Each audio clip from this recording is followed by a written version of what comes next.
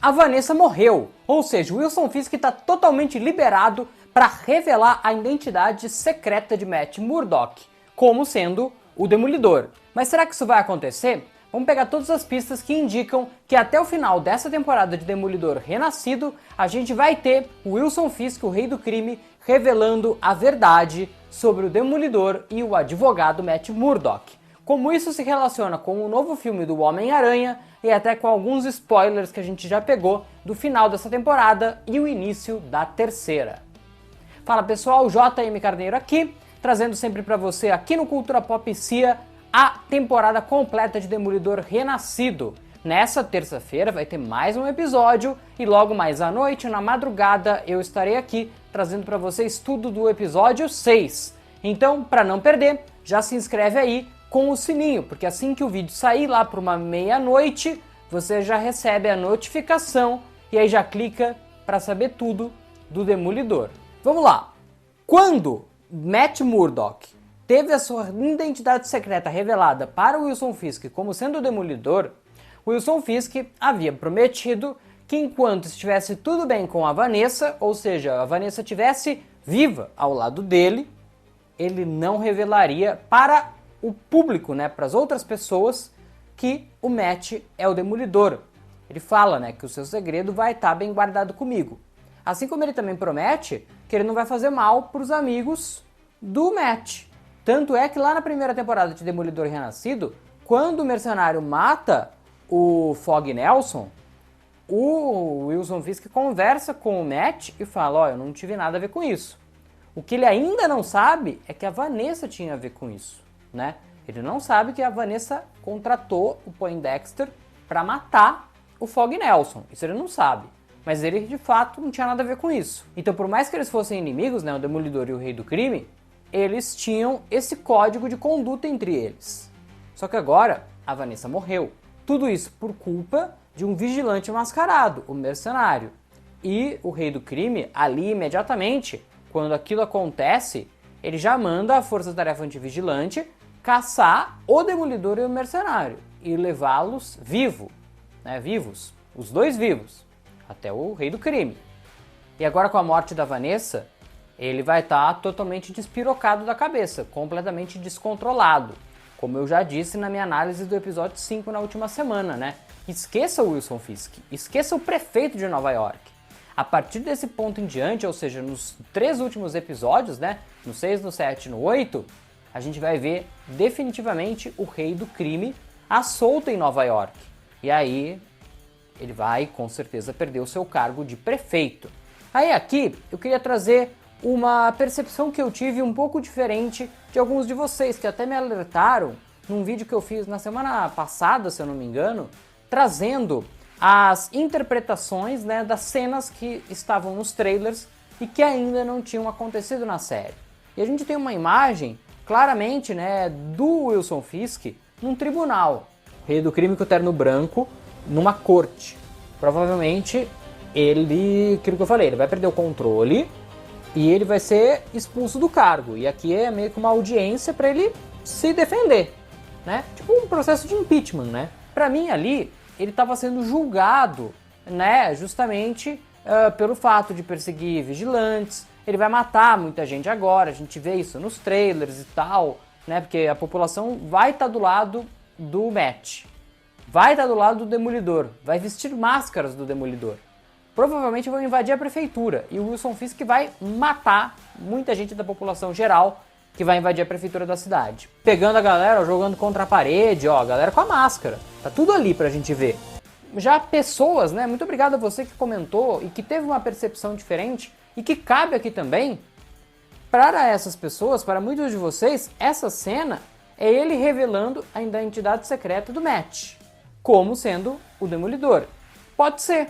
Pode ser. As duas coisas eu acho que cabem. É claro, até o final da série a gente vai descobrir, né? Mas as duas possibilidades, elas existem. E por que que eu pensei numa coisa e vocês pensaram em outra? Vamos lá. Para mim faz sentido porque existem claras cenas de que vai ter um tribunal envolvendo o Matt. Então pode ser o Matt sendo o advogado responsável pela queda do Rei do Crime. Mas também faz sentido porque a gente já tinha meio que um mini spoiler por causa da barba grande que o Charlie Cox está nesse momento agora, em que ele está gravando a terceira temporada, e que ele citou numa entrevista uma cena que ele gravou, e que eu vou abrir aspas agora para a gente ver o que ele disse, e que dá indícios de que ele vai terminar a temporada preso. E depois que ele falou isso, a gente também teve novos indícios de que ele vai terminar a temporada preso. A gente não sabe como ele vai terminar preso, mas que ele vai terminar preso me parece óbvio. E isso relaciona com o próprio filme do Homem-Aranha. Então calma aí, vamos por partes, tá? Vamos primeiro colocar as aspas do Charlie Cox falando sobre uma cena que ele gravou para a terceira temporada. Gravei uma cena para a terceira temporada em que não estou usando óculos nem o traje. E isso é um desafio, porque tenho que dar chutes e socos sem olhar para eles. Fecha aspas. Demolidor lutando sem o traje? Bom, isso tem a ver com uma história dos quadrinhos em que ele também está barbudo, como o Charlie Cox está agora, que é o demônio do Pavilhão D. Nessa história, o Demolidor teve a sua identidade secreta revelada. Ele acaba sendo preso e na cadeia ele acaba tendo que lutar contra vários dos seus inimigos sem o seu uniforme. Ou seja, é uma adaptação perfeita que está acontecendo aqui agora. Além disso, aí, imagens de bastidores da terceira temporada mostram justamente o Charlie Cox gravando cenas com um uniforme de cadeia.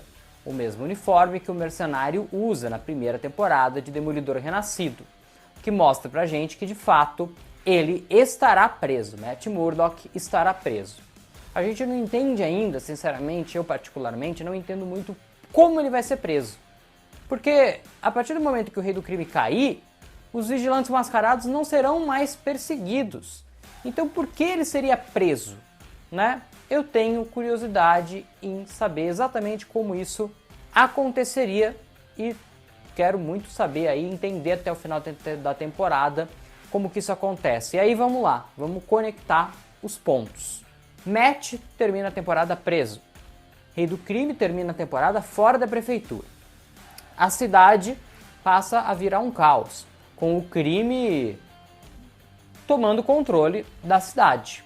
Por isso que a gente vai ter o especial do Justiceiro, onde vai mostrar, na minha visão, a cidade já sem o Wilson Fisk e com o Justiceiro tendo que lidar com algumas gangues.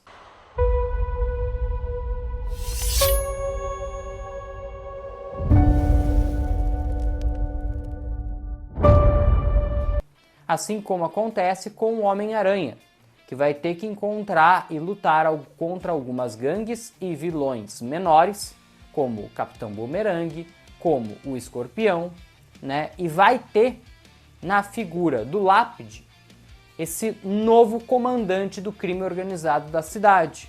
Uma lacuna deixada pela Vanessa, deixada pelo Rei do Crime e que vai tomar conta da cidade justamente por causa desse momento de instabilidade na prefeitura da cidade. Que no início da terceira temporada vai ter a Sheila como a nova prefeita, isso a gente sabe por causa de um cartaz que foi mostrado de bastidores, mas que pode ter Luke Cage brigando por essa vaga na prefeitura. Isso porque a gente vê imagens do ator que faz o Luke Cage desde a Netflix, com uma roupa muito parecida com a dos quadrinhos quando ele vira o prefeito de Nova York. Quando, para tirar o Rei do Crime, os Vingadores se unem para encontrar um candidato ideal. O Homem de Ferro tenta se candidatar, mas a própria Jessica Jones fala que não adianta tirar um rico da prefeitura e colocar outro, que precisa de um homem do povo. E é aí então que o Luke Cage se candidata, acaba ganhando a prefeitura. Então vamos ver como que isso caminha. Mas uma coisa interessante é o Homem-Aranha, no trailer de Homem-Aranha Um Novo Dia, na cadeia, lutando contra o Tentáculo. Numa outra cena também vemos o Homem-Aranha, numa cena muito estranha, lutando contra o Tentáculo. Parece que falta alguém nessa imagem. E se justamente na cadeia, o Demolidor, que vai terminar sua temporada 2 de Renascido na cadeia, ajudar o Homem-Aranha a lutar contra o Tentáculo, acabar fugindo da cadeia durante os acontecimentos do filme do Homem-Aranha, e isso ligar com a terceira temporada de Demolidor Renascido, que mostraria um pouco da vida dele na cadeia até sair novamente da cadeia. E existe também um arco muito importante dos quadrinhos, onde o Demolidor também está com a barba grande, cheia, onde ele acaba lutando contra o Tentáculo, criando uma outra organização ao lado da Elektra. Isso acontece nos quadrinhos e pode acontecer também no UCM. É a história de A Saga do Punho Vermelho, onde ele cria justamente o punho para lutar contra o Tentáculo. As coisas estão se ligando. Se vai ser tudo exatamente dessa forma, a gente não sabe, mas a gente vai descobrir ao longo das próximas semanas, com mais 3 episódios de Demolidor Renascido a começar de hoje, terça-feira, até as 2 próximas semanas, o especial do Justiceiro, numa 4ª semana, e lá em julho, o filme do Homem-Aranha. Esse universo urbano da Marvel fazendo muito sentido agora, as coisas acontecendo de uma maneira muito interessante e a gente trazendo sempre tudo para você, com muita análise e teoria para você, pegando as coisas dos quadrinhos e mostrando para você como que isso pode ser adaptado para o universo cinematográfico da Marvel. Se você curte esse tipo de conteúdo, se inscreve aí para você não perder nada, deixa um like nesse vídeo que é muito importante aqui para o nosso crescimento do canal e a gente se vê logo mais com mais um conteúdo do episódio 6 de Demolidor Renascido que sai nas próximas horas e eu vou trazer tudo para você aqui no canal. Enquanto isso, aqui na tela tem outros vídeos falando tudo, absolutamente tudo, de Demolidor Renascido.